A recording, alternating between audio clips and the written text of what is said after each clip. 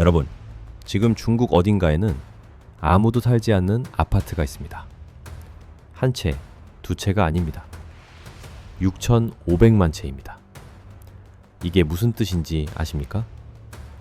일본 전체에 있는 주택수보다 많은 아파트가 지금 이 순간 창문 하나 열리지 않은 채 그냥 서 있습니다.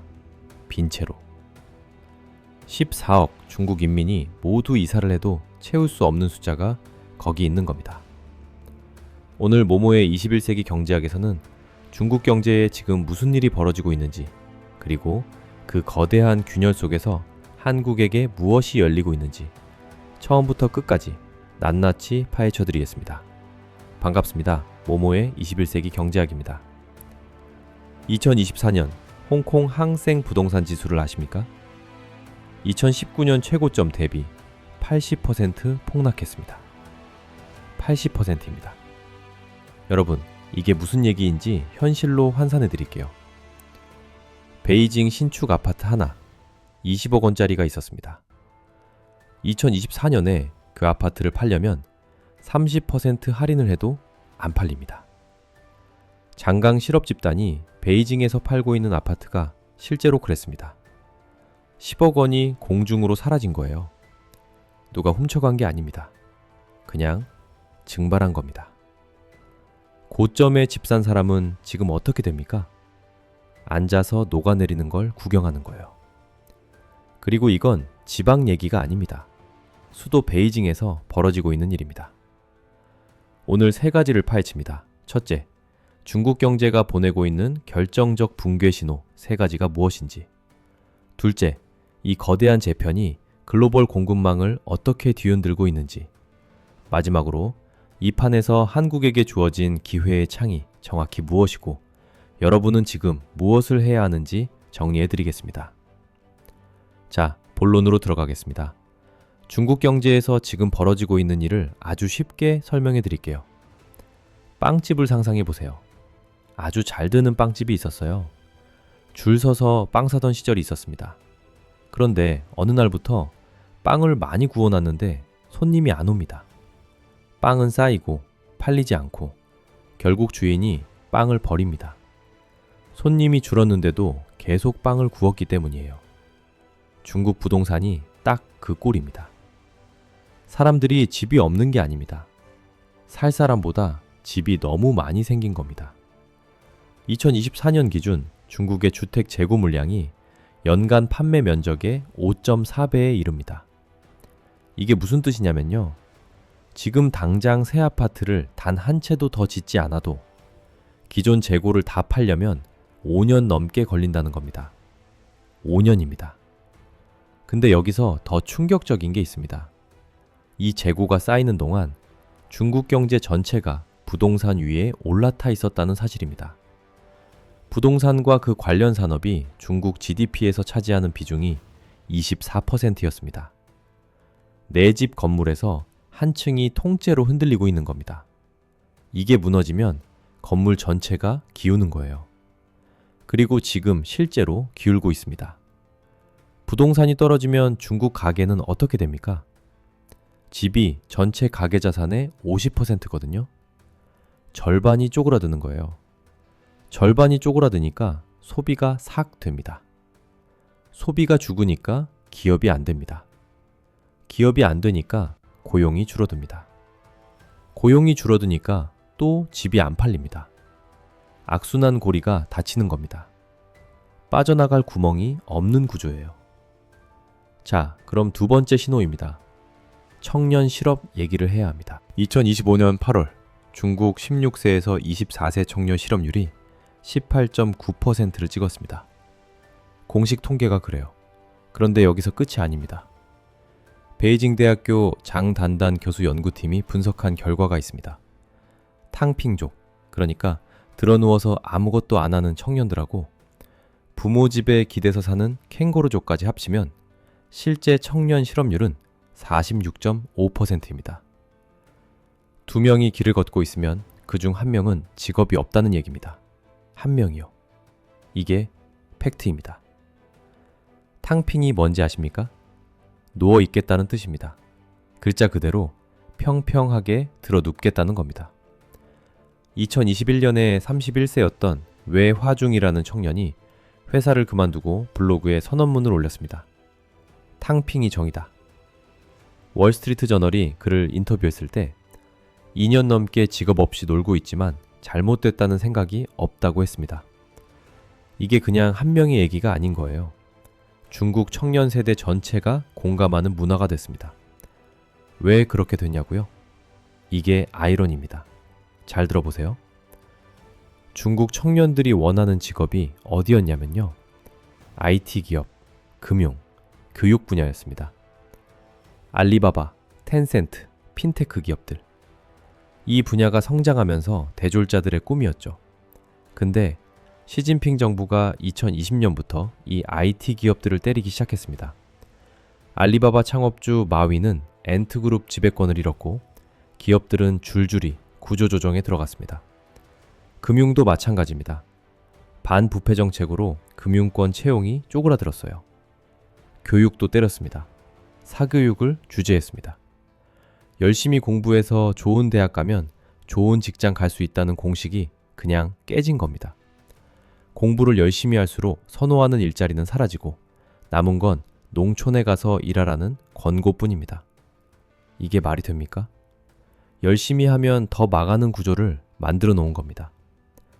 매년 대학 졸업생이 1222만 명 쏟아집니다. 그 사람들이 갈 곳이 없는 거예요. 실제로 대졸자 한 명이 취업을 위해 집사 일을 했습니다. 30일 훈련 받으면서 월 36만 원, 수습 끝나면 45만 원, 4년 제대학을 나와서 가정집 집사를 하는 거예요. 이게 중국 MZ세대의 현실입니다. 세 번째 신호. 이게 가장 무섭습니다. 돈이 도망가고 있습니다. 그것도 엄청난 속도로. 월스트리트 저널이 보도한 수치가 있어요. 2023년 6월까지 12개월 동안 중국 내부에서 불법으로 빠져나간 자금이 2,540억 달러입니다. 한국 원화로 환산하면 340조 원이 넘습니다. 한국의 1년 수출 총액 절반에 해당하는 돈이 1년 만에 중국에서 도망간 겁니다. 그리고 2024년 헨리 자산 이주 보고서를 보시면요. 중국 부유층이 1년에 1만 5,200명씩 해외로 이주하고 있습니다. 세계 1위입니다. 전 세계에서 부자가 가장 빨리 빠져나가는 나라가 중국입니다. 자국 경제를 가장 잘하는 사람들, 자국 시장에 가장 깊이 관여해온 사람들이 가장 빨리 탈출하고 있는 거예요. 이게 어떤 신호인지 아십니까? 공동부유를 설명해 드릴게요. 중국 정부가 내세운 정책입니다. 다 같이 잘 살자는 개념이에요. 듣기엔 좋습니다. 근데 현실에서 어떻게 작동하냐면요. 식당 비유로 설명해 드릴게요. 당신이 10년을 고생해서 식당을 키웠어요. 손님도 많고 매출도 괜찮습니다. 근데 어느 날 정부가 찾아와서 말합니다. 당신 식당이 너무 잘 되네요. 주변 못 사는 사람들하고 나눠야죠. 그러면서 수익을 강제로 떼어가기 시작합니다. 당신이 열심히 할수록 더 많이 가져갑니다. 그럼 여러분이 어떻게 하겠습니까? 돈을 해외로 빼거나 사업을 접거나 나라를 떠나는 거예요. 지금 중국 부자들이 정확하게 그걸 하고 있습니다. 알리바바 마위는 이미 일본으로 갔고 테이크아웃 플랫폼 창업자들, 부동산 재벌들, 이름만 대면 알만한 중국 기업인들이 줄줄이 싱가포르, 홍콩, 두바이로 짐 쌌습니다. 그 사람들 호주머니 속에 340조 원이 들어가 있었던 겁니다. 자, 이제 판이 갈립니다. 중국이 흔들리니까 세계가 변하고 있습니다. 미국은 오래전부터 준비해왔습니다. 디리스킹이라는 말 들어보셨죠? 중국 리스크를 줄이겠다는 겁니다. 반도체, 배터리, 핵심 광물, 중국에 의존하던 공급망을 통째로 드러내서 다른 곳으로 옮기겠다는 전략입니다. 그래서 애플은 인도에 공장을 만들었고 나이키는 베트남 생산 비중을 늘렸고 수백 개 글로벌 기업들이 제조 거점을 옮기고 있습니다. 근데 여기서 문제가 생깁니다.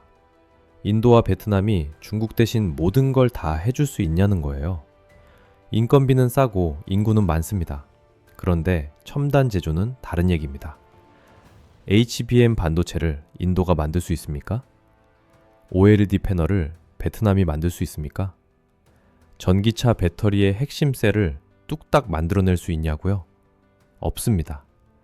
그건 그냥 공장 짓는다고 되는 게 아닙니다. 수십 년 쌓인 기술력이 있어야 합니다. 그리고 그 기술력을 가진 나라가 지구상에 많지 않습니다. 여기서 2033년 이야기를 한번 해볼게요. 2033년 서울 마포에 사는 김상현 씨는 오늘도 느긋하게 아침을 시작했습니다. 직장은 없습니다. 2025년부터 꾸준히 모아온 삼성전자, SK하이닉스 주식이 매달 배당을 뿜어내고 있거든요. 당시엔 그게 무슨 대단한 선택인지 몰랐어요. 주변 다들 부동산이다, 미국 주식이다 할 때 그냥 한국 반도체 기업이 좋아 보여서 주워 담았습니다. HBM 시장이 2028년에 한화 150조 원을 넘어섰고 삼성전자와 SK하이닉스는 그 시장을 85% 이상 장악했습니다. 상현 씨의 계좌는 그 수혜를 고스란히 받았습니다. 반면 친구 박민준 씨는 2025년에 다른 선택을 했습니다. 중국하고 거래가 끊기면 우리 사업 어떻게 하냐며 중국 공장 의존도를 줄이기는커녕 오히려 추가 계약을 맺었습니다. 설마 완전히 끊기겠냐는 생각이었죠. 2027년 미국이 중국산 부품에 추가 관세를 얹고 동맹국의 공급망 인증을 요구하면서 민준 씨 사업은 직격탄을 맞았습니다. 재고는 쌓이고 수주는 끊겼습니다. 그 사이 상현 씨는 반도체 슈퍼사이클을 타고 있었고요. 이 두 사람의 차이가 뭔지 아십니까? 상현 씨는 세상이 바뀌는 방향을 봤고 민준 씨는 지금 당장 편한 쪽을 봤습니다. 지금 여러분은 어느 쪽을 보고 계십니까? 근데 진짜 결정타가 여기 있습니다. 제가 말씀드릴 숫자가 하나 있습니다. 2028년 HBM 시장 규모가 1000억 달러, 한화 148조 원으로 전망됩니다. 마이크론이 직접 내놓은 수치입니다. 148조 원 시장에서 SK하이닉스가 60% 이상, 삼성전자가 20% 이상을 가져갑니다. 한국 두 회사가 그 시장의 80%를 가져간다는 얘기예요. 그리고 이게 비단 HBM만의 얘기가 아닙니다. LG 에너지솔루션, 삼성 SDI가 핵심인 전기차 배터리 시장, LG 디스플레이와 삼성 디스플레이가 압도적인 OLED 시장도 마찬가지입니다. 이 세 가지 분야에서 미국이 중국을 잘라내고 믿을 수 있는 파트너를 찾는데 그 파트너로 선택된 나라가 어디냐 이겁니다. 한국입니다. 2025년 SK하이닉스 3분기 영업이익률이 47%였습니다. 10개 팔면 5개 가까이 이익으로 남는다는 얘기입니다. 삼성전자, SK하이닉스 두 회사 합산 2026년 영업이익이 200조 원을 넘을 것으로 증권가는 보고 있습니다. 2026년 두 회사 합산 설비 투자가 70조 원입니다. 이 돈이 부품업체, 소재업체, 장비업체로 흘러들어갑니다. 한국 제조 생태계 전체가 이 파도를 타고 있는 겁니다. 그런데 솔직히 말씀드릴게요. 이 기회가 영원하지 않습니다. 중국이 손 놓고 있는 게 아닙니다. 화웨이가 칠라도 칩을 자체 개발했고 CATL은 배터리 분야에서 해외 점유율을 빠르게 늘리고 있습니다. K배터리의 글로벌 점유율이 6.8%포인트 이상 깎였다는 보도도 나오고 있습니다. 지금 이 순간에도 중국은 추격하고 있습니다. 그리고 시장 보복도 언제든 올 수 있어요. 한국이 미국 편을 드는 순간 중국은 관광객 통제, 수출 규제, 한한령 같은 카드를 꺼낼 수 있습니다. 이건 이미 경험한 일입니다. 전문가들이 임모아 말하는 숫자가 있습니다. 5년에서 10년입니다. 중국이 따라오기 전에 한국이 기술 격차를 더 벌릴 수 있는 시간이 그만큼 남아있다는 겁니다. HBM4, 그 다음 HBM4E, 전고체 배터리, 마이크로 LED. 중국이 지금 당장 따라올 수 없는 영역을 지금 뛰어서 더 달아나야 하는 겁니다. 창이 닫히기 전에요. 그럼 여러분은 어떻게 해야 하느냐? 이제 영상을 마무리하며 반드시 실천해야 할 세 가지를 정리해 드리겠습니다. 첫째, 한국의 초격차 기술 기업에 지금 장기 투자를 시작하세요. HBM 관련 반도체 기업, 전기차 배터리 기업, OLED 디스플레이 기업입니다. 이 기업들이 글로벌 공급망 재편의 수혜를 받는 구조가 이미 만들어졌습니다. 단기 등락에 흔들리지 말고 5년 이상의 눈으로 보시기 바랍니다. 지금 SK하이닉스 한 주 사는 게 2015년 엔비디아 한 주 사는 것과 비슷한 맥락일 수 있습니다. 둘째, 중국 의존도 높은 사업을 하고 계시다면 지금 당장 공급망 다변화를 검토하세요. 부품 조달, 원자재, 유통 경로, 어디에서든 중국 단일 의존 구조가 있다면 위험합니다. 글로벌 기업들이 이미 움직이고 있습니다. 뒤늦게 쫓아가는 것보다 지금 먼저 움직이는 쪽이 비용도 훨씬 낮습니다. 선제적으로 다변화한 기업과 관망하다 뒤통수 맞은 기업의 차이는 3년 후에 극명하게 갈립니다. 셋째, 이 5년에서 10년의 기회창을 국가 차원에서 제대로 쓰고 있는지 우리가 감시해야 합니다. 초격차 기술 확보를 위한 R&D 투자, 반도체 클러스터 지원, 배터리 소재 기업 육성. 이게 말로만 끝나는지 실제 예산으로 이어지는지 우리가 눈 부릅떠 떠서 봐야 합니다. 삼성과 SK만 열심히 한다고 되는 게 아닙니다. 장비 업체, 소재 업체, 부품 업체들이 같이 커야 진짜 생태계가 됩니다. 여러분, 중국이 흔들리는 게 꼭 우리에게 좋은 일만은 아닙니다. 수출의 상당 부분이 아직 중국과 연결돼 있고 중국 소비자들이 흔들리면 우리 기업들도 영향을 받습니다.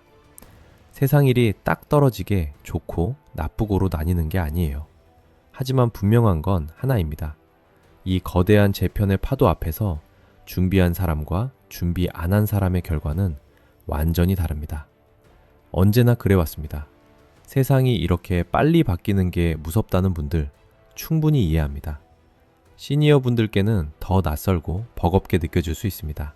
하지만 이렇게 생각해 보시면 어떨까요? 지금 여러분이 이 영상을 보고 있다는 것 자체가 이미 준비하고 있다는 증거입니다. 변화를 알고 있는 사람이 모르는 사람보다 무조건 유리합니다. 그게 시작입니다. 오늘 영상이 여러분의 판단에 작은 나침반이 됐다면 구독과 좋아요, 알림 설정까지 부탁드립니다. 댓글로 여러분의 생각도 남겨주세요. 혹시 한국에 또 어떤 기회와 위기가 있는지 다루기로 원하는 주제가 있으시면 말씀해주세요. 지금까지 모모의 21세기 경제학이었습니다. 시청해주셔서 감사합니다.